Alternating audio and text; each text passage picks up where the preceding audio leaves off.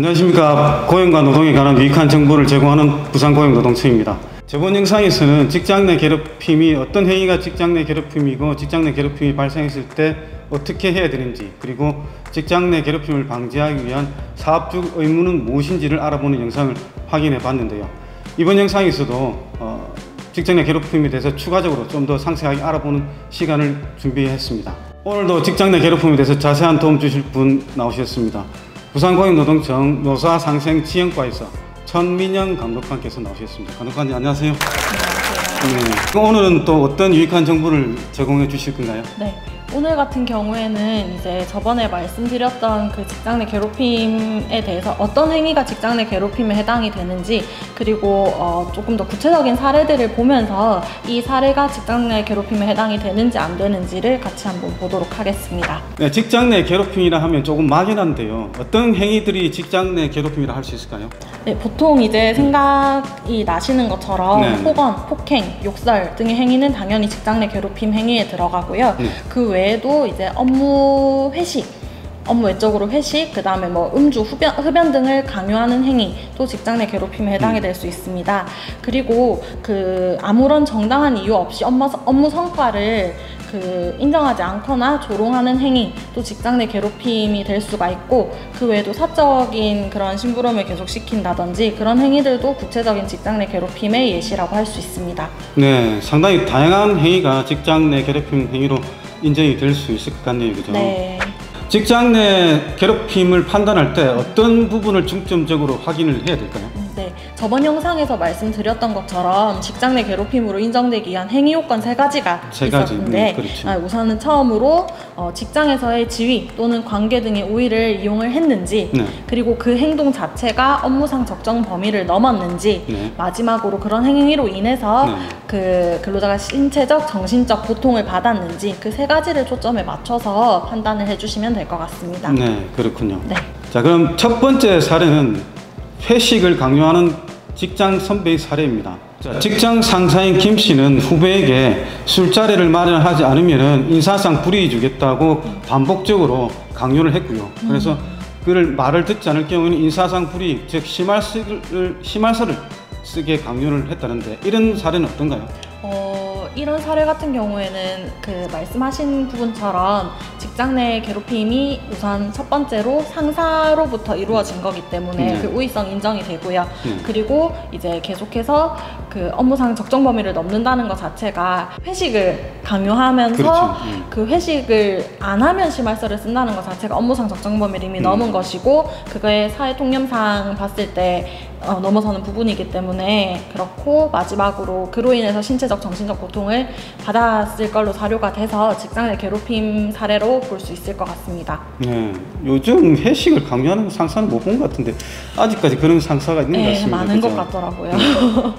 자, 두 번째는 사생활을 물어보는 직장 상사의 사례인데요.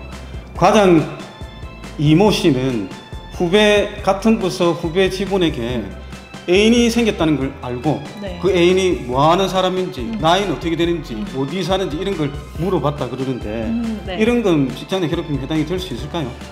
우선 그 상사가 부하 직원에게 질문을 한 거기 때문에 뭐 그 행위 자체에 대한 우위성은 인정이 된다고 볼 수 있을 것 같습니다. 근데 이제 다만 의도적으로 뭐 괴롭힘이라든지 성희롱에 이를 정도의 질문으로는 사실 보여지지는 않거든요. 그래서 그렇고, 그리고 이제 회사 내에서 통상적으로 뭐 누군가에게 애인이 생겼을 때 뭐 그런 사실들에 대해서 물어보고 그렇게 하는 부분이 있었다라고 하면 그 괴롭힘으로 보는 것은 조금 무리가 있을 것 같습니다. 그냥 단순히 어디에 사는지, 나이는 어떻게 되는지 뭐 이런 걸 궁금해서 물어볼 수도 있는 거니까. 네, 그렇죠. 거기서 네. 조금 더 벗어나서 그 성적인 그 부분을 물어본다든지, 부분이라든지, 그러면은 아니면 뭐 불쾌하게 생각을 하는데도 꼬치꼬치 계속 물어본다든지 그렇다라고 하면 조금 이제 또 직장 내 괴롭힘으로 인정이 될 수도 있을 것 같습니다. 그런 어디 사는지 물어보고 그 말을 질문을 받았다 해서 정신적 고통이 막 상당했다 이렇게 볼 사람은 거의 없을 거니까. 그거는 그렇죠? 이제 사실 또 어떻게 보면 이게 아까 말씀드린 것처럼 조금 그 모호한 부분들이 있고 그렇죠. 사람마다 그걸 받아들이는 게 다르기 때문에 그건 이제 사내의 분위기라든지 그런 거에 따라서 조금 다르게 적용이 될 것 같습니다. 여러 가지 정황을 종합적으로 판단을 네. 해봐야 되겠네요. 네, 그죠? 그렇죠. 그러면 이번에는 다른 사례가 어떤 사례냐면은 영어 개인 교습을 요구하는 팀장님의 사례인데요. 네. 박모 씨라는 팀장은 같은 팀원에게 개인적으로 영어를 좀 가르쳐 달라고 네. 요구를 했다 그래요. 네. 근데 그거는 다른 사람들한테 비밀로 하고, 그래서 어쩔 수 없이 그 팀원은 1시간씩 일찍 출근해가지고 박모 팀장님에게 영어를 가르쳐준 그런 사례가 있는데, 이런 케이스는 어떻습니까? 우선 이 경우에도 팀장이 부하 직원에게 그 영어 교습을 해달라라고 지시를 한 거기 때문에 직장 내 괴롭힘의 그 우의성은 인정이 되고요. 네. 그게 이제 영어 교습 같은 경우에 뭐 업무적으로 필요한 걸 뭐 단체로 뭐 학습을 한다든지 이런 경우가 아니라 개인 교습을 그것도 이렇게 1시간 일찍 나와서 그렇게 강제한 것 같은 경우에는 업무상 적정 범위를 넘는다라고 볼 수 있고, 그렇기 때문에 직장 내 괴롭힘에 해당이 된다라고 볼 소지가 큰 것 같습니다. 이번에는 업무상 질책이 인격 모독에까지 이르는 사례인데요. 자, 팀장에게 보고서를 전달하는 팀원이 팀장으로부터 인격 모독에 해당되는 말을 듣고 며칠째 괴로워하는 그런 경우가 있었는데, 이런 케이스는 어떻습니까? 우선 어떻게 보면 그 상사가 부하 직원에게 업무 지시를 하는 것은 어쩔 수 없는 이제 그 회사 그렇죠. 시스템 내에서 그 어떤 업무를 추진하기 위해서 이루어져야 되는 부분은 있고, 그게 업무 적정 범위 내에 들어간다라고 하면 네. 사실 직장 내 괴롭힘으로 보기는 어렵지만, 지금 이 사례 같은 경우에는 인격 모독적인 발언을 계속해서 했고 그로 인해서 이렇게 괴롭힘이다라고 주장이 될 만큼의 정신적인 고통을 입은 사례이기 때문에 이런 경우는 직장 내 괴롭힘에 해당된다라고 볼 수 있습니다. 자, 이번 사례는 조금 심각한 사례인데요. 회식 자리에서 직장 상사의 의견에 반대하는 말을 했다 해서 머리끄댕이를 잡히고, 그리고 소주병으로 가격할 것처럼 위협을 당한 그런 사례인데, 이런 사례는 당연히 직장 내 괴롭힘 해당하는 거 맞죠? 그죠? 예, 그럼요. 당연히 직장 내 괴롭힘에 해당이 됩니다. 상사라는 지위를 이용해서 부하 직원에게 그런 폭행과 그 다른 사람들 앞에서의 그런 모욕적인 행동들을 한 거기 때문에 직장 내 괴롭힘에도 당연히 해당이 되고, 그리고 형법상 모욕죄, 폭행죄로도 다 처벌이 가능한 그런 사안이라고 할 수 있습니다. 마지막으로 동료들에게 따돌림은 당한 사례인데요. 단지 A 대학 출신이라는 것 하나만으로 동료들에게 따돌림 당하고 업무에서 배제가 되고 그렇게 해서 스트레스 받은 경우가 있는데, 이런 경우는 어떻습니까?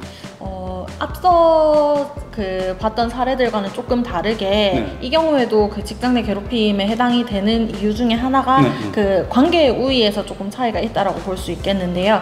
이 앞선 사례들 같은 경우에는 상사와 부하 직원이라는 그런 수직적 관계의 우위만 확인을 했지만, 이 경우 같은 경우에는 이제 그 대학 출신을 가지고 그 다수의 근로자와 소수의 근로자 간의 그런 그 괴롭힘 행위가 발생을 하였고, 이런 그 따돌림으로 인해서 업무에서까지 이렇게 배제가 되면서 그렇다라고 하면 업무 연관성이 충분히 그 반영이 된 거고, 그렇기 때문에 이로 인해서 정신적인, 신체적인 그런 고통을 입었다라고 하면 직장 내 괴롭힘으로 볼 수 있습니다. 네, 오늘은 부산지방고용노동청 노사상생지원과에 근무하시는 천민영 간호관님과 함께 직장 내 괴롭힘의 구체적 사례를 몇 가지 살펴보았습니다. 간호관님, 오늘 고생 많으셨습니다. 감사합니다. 여러분, 오늘 영상이 도움이 되셨다면 좋아요, 구독 버튼 누르는 거 잊지 마시고요. 다음 시간에는 또 더 유익한 영상으로 찾아뵙도록 하겠습니다. 오늘 영상 여기까지고요. 고용과 노동에 관한 유익한 정보를 제공하는 부산고용노동청이 있습니다. 감사합니다. 감사합니다.